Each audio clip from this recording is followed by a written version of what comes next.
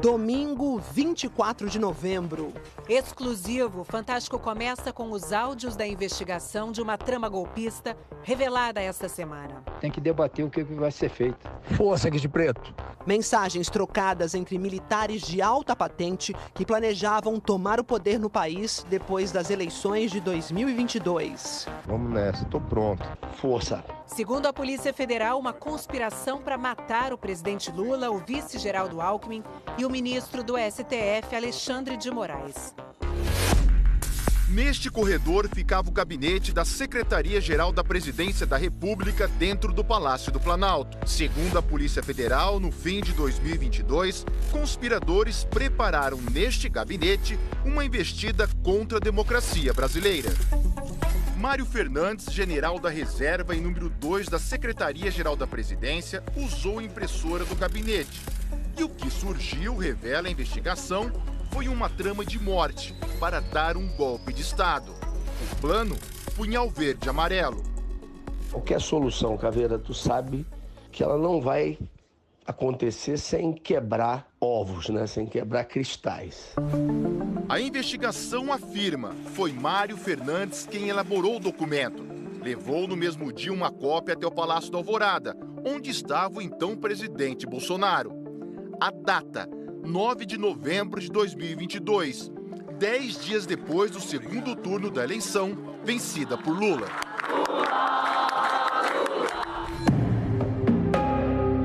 O plano previa estratégias militares, o uso de coletes à prova de bala e o tipo e a quantidade de armas necessárias para ação contra autoridades que só se movimentam com carro blindado e segurança policial. Como uma metralhadora assim que dispara 800 tiros por minuto. Um lança-granada com 4 granadas que atinge alvos a 400 metros de distância. E um lança-rojão que consegue parar até um tanque de guerra. O planejamento cita 3 alvos de assassinato com codinomes: Jeca, Joca e Juca. Para a PF, Jeca é o presidente da República Luiz Inácio Lula da Silva. Joca, o vice-presidente Geraldo Alckmin. A polícia ainda não sabe quem é Juca. O ministro do Supremo Tribunal Federal, Alexandre de Moraes, não tem apelido no documento, nem é citado nominalmente. Mas os investigadores afirmam que ele era o principal alvo. O ministro poderia ter sido vítima de sequestro, prisão arbitrária e até assassinato, segundo a PF. Além do general da reserva, Mário Fernandes, a PF diz que o planejamento também teve envolvimento direto de outros militares de alta patente. O Fantástico teve acesso a 55 áudios da investigação, todos exclusivos. Mário Fernandes se mostra exaltado em várias conversas, fala dezenas de palavrões. Tá na cara que houve fraude, pô. Não dá mais pra gente aguentar esta p... Tá f... Nesse áudio de 4 de novembro de 2022, ele alega sem provas que houve fraude na eleição. Pessoas próximas a Mário Fernandes e oficiais do Exército responderam assim. Estou pedindo a Deus para que o presidente tome uma ação enérgica e vamos sim para o Vale Tudo. Eu estou pronto a morrer por isso. O presidente ele tem que fazer uma reunião petit comitê. Esse pessoal acima da linha da ética não pode estar nessa reunião. Tem que ser a rataria. Tem que debater o que vai ser feito. A Polícia Federal diz que o plano punhal verde e amarelo detalha as estratégias do ataque ao ministro Alexandre de Moraes, como a realização de um levantamento prévio da movimentação dele, com horários e itinerários, e das agendas oficial e pessoal. O plano também estipula a demanda, a quantidade de pessoas necessárias para o atentado. No mínimo, 2 equipes com 2 homens cada, e outras 2 com 1 homem. E um telefone descartável para cada uma dessas 6 pessoas. Segundo a Polícia Federal, um dos 6 responsáveis pela execução do plano é o tenente-coronel Rafael Martins de Oliveira, integrante dos Kids Pretos, um grupo de operações especiais do Exército. A investigação revelou que os executores do plano tinham um grupo no aplicativo de mensagens chamado Copa 2022. Que compraram chips de celular em nome de outras pessoas e, para dificultar ainda mais a identificação, se chamavam por países: Alemanha, Argentina, Brasil, Áustria, Gana e Japão. E que Japão era o tenente-coronel Rafael Martins de Oliveira. De acordo com a Polícia Federal, o primeiro alvo do ataque seria Alexandre de Moraes. Na época, ele era presidente do TSE, o Tribunal Superior Eleitoral, e, segundo a PF, passou a ter os passos monitorados pelo grupo. Por exemplo, no dia 23 de novembro, das 6h19 da tarde até 10h30 da noite, Rafael ficou perto da residência funcional do ministro. No dia seguinte, 24 de novembro, Rafael Martins de Oliveira se envolveu num acidente nesse trecho da BR-060. Tinha chovido e a pista estava escorregadia. Um carro bateu na traseira do veículo do militar. Nada grave, mas o que o motorista que provocou o acidente não imaginava é que o nome dele apareceria nas investigações. No local do acidente, o militar tirou esta foto que mostra a carteira de habilitação do motorista, alegando que precisava da imagem para acionar o seguro. Os dados desse documento serviriam para registrar um dos chips de celular usados no monitoramento do ministro. A fraude passaria despercebida se não fossem esses dedos que aparecem na foto. O sistema, ele nos trouxe um rol de candidatos, então à medida que o papiloscopista foi realizando a comparação morfológica, ele chegou na identificação daquela impressão digital. Era mesmo de Rafael Martins de Oliveira. As investigações concluíram que foi assim, usando um telefone em nome de alguém que não tinha nada a ver com a história, que o militar partiu para o passo seguinte do plano. Era dezembro de 2022. Apoiadores radicais de Jair Bolsonaro estavam concentrados em frente a quartéis do Exército. Muitos pediam um golpe de Estado. Nem que seja para inflamar a massa, para que ela se mantenha nas ruas. Segundo os investigadores, acampamentos faziam parte de um movimento orquestrado principalmente por militares. E o general Mário Fernandes se comunicava frequentemente com alguns líderes desses grupos. Talvez seja isso que o alto comando, que a defesa quer. Então, me desculpa a expressão, mas 4 linhas é o 4 linhas da Constituição é o Estamos em guerra, eles estão vencendo, está quase acabando e eles não deram um tiro, por incompetência nossa. Num outro áudio, o general Mário Fernandes disse que teve uma conversa com o então presidente Bolsonaro sobre a diplomação da chapa Lula e Alckmin no TSE. Durante a conversa que eu tive com o presidente, ele citou que o dia 12, pela diplomação do vagabundo, não seria uma restrição, qualquer ação nossa pode acontecer até 31 de dezembro e tudo. Aí na hora eu disse, presidente, mas o quanto antes, a gente já perdeu tantas oportunidades. Não fica claro que ação seria essa.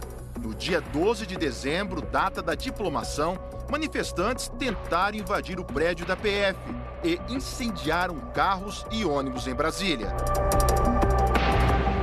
15 de dezembro de 2022. Segundo a Polícia Federal, nesse dia, as mensagens trocadas entre os integrantes do Grupo Copa 2022 demonstram que os investigados estavam em campo, divididos em locais específicos para, possivelmente, executar ações para prender Alexandre de Moraes. A investigação mostra que 2 homens estavam parados neste estacionamento, no Parque da Cidade, em Brasília. O horário, 8h33 da noite. A cerca de 7 quilômetros dali, próximo ao STF, estava o tenente-coronel Rafael Martins de Oliveira. Ele avisa, estou na posição. Um outro estava perto da residência do ministro Alexandre de Moraes. Às 8h57 da noite, um integrante do grupo escreve, tô perto da posição, vai cancelar o jogo? Segundo a PF, o homem que estava no comando da ação dá a ordem, abortar. Naquele dia, a sessão do Supremo terminou mais cedo, o que pode ter atrapalhado o cerco ao ministro Alexandre de Moraes. E uma nova informação apurada pelo Fantástico pode explicar por que a ação não foi concluída. Nesse mesmo dia, segundo investigadores da PF, o então comandante-geral do Exército foi até o Palácio da Alvorada para uma reunião com o presidente Bolsonaro. E o resultado dessa conversa pode ter interferido no plano golpista. Marco Antônio Freire Gomes foi o comandante-geral do Exército entre março e dezembro de 2022. Ele disse em depoimento à PF que se recorda de ter participado de reuniões no Palácio da Alvorada e que sempre deixou claro que não participaria de qualquer ato para reverter o processo eleitoral. Em outra mensagem, Mário Fernandes reclama que Bolsonaro não assinou o decreto do golpe. Cara, o presidente tem que decidir e assinar esta merda. Vai esperar virar uma Venezuela para virar o jogo, cara? Democrata é o... A impressora do gabinete da Secretaria-Geral da Presidência da República volta a funcionar contra a democracia no dia 16 de dezembro. Segundo as investigações, o general Mário Fernandes imprimiu esta minuta num papel timbrado da presidência, com um carimbo secreto, bem grande estampado. São as diretrizes para a criação, nesse mesmo dia, de um gabinete institucional de gestão de crise, formado em sua grande maioria por militares. Para a Polícia Federal, esse é mais um indício de que estava em curso um golpe de Estado e o chamado gabinete de crise governaria o país até a realização de novas eleições, mas sem data para acontecer. Então, meu amigo, partir para cima, apoio popular é o que não falta. Um abraço, Caveira. Força. O plano para matar autoridades diz o seguinte sobre Jeca, que para a Polícia Federal trata-se de Lula. Considerando a vulnerabilidade do seu atual estado de saúde e sua frequência a hospitais, envenenamento ou uso de química, remédio que lhe cause um colapso orgânico. A investigação apontou que o agente da Polícia Federal, Vladimir Matos, passou ao grupo que planejava o golpe de Estado informações sobre a equipe de segurança e a localização de Lula. No dia 13 de dezembro, um dia depois da diplomação do presidente eleito, Vladimir mandou esse áudio. Lula estaria ali no prédio, né, do Meliá. Essa p... tem que virar logo, não dá pra continuar desse jeito não, irmão. Vamos nessa, tô pronto. O plano Punhal Verde e Amarelo fala o seguinte sobre Joca, que seria o vice Geraldo Alckmin. Considerando a inviabilidade do 01 eleito por questão de saúde, a sua neutralização extinguiria a chapa vencedora. A Polícia Federal não tem dúvidas. O plano propõe os assassinatos de Lula e Alckmin. Eu sou um cara que eu tenho que agradecer agora muito mais porque eu estou vivo. A tentativa de me envenenar, eu e o Alckmin não deu certo, nós estamos aqui. A investigação afirma que a organização criminosa tentou criar um ambiente propício para o golpe de Estado.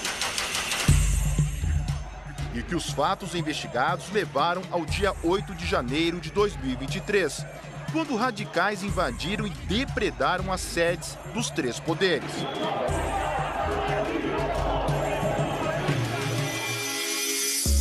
Na terça-feira passada, 5 pessoas foram presas por determinação do ministro Alexandre de Moraes. Entre elas, o general Mário Fernandes, o tenente-coronel Rafael Martins de Oliveira e o policial federal Vladimir Matos Soares.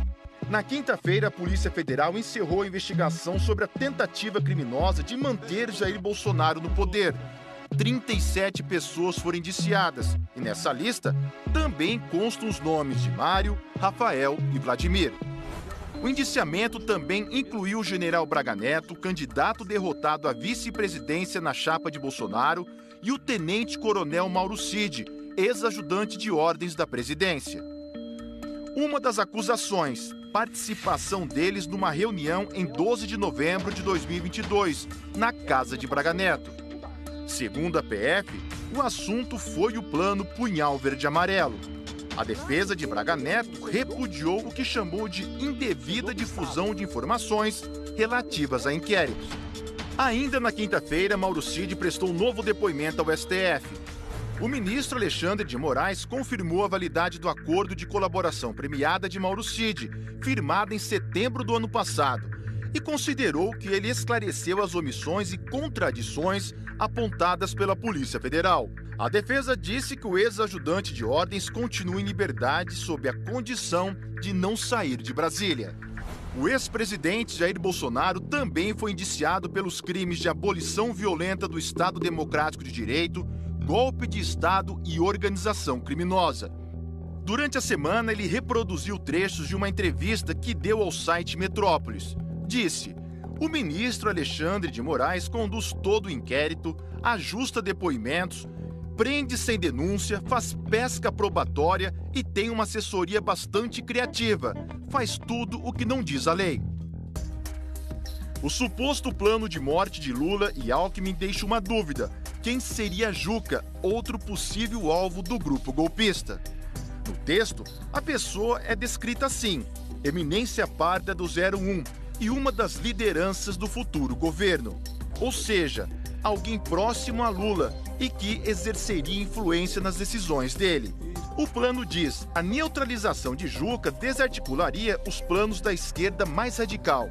A Polícia Federal não conseguiu identificar essa pessoa.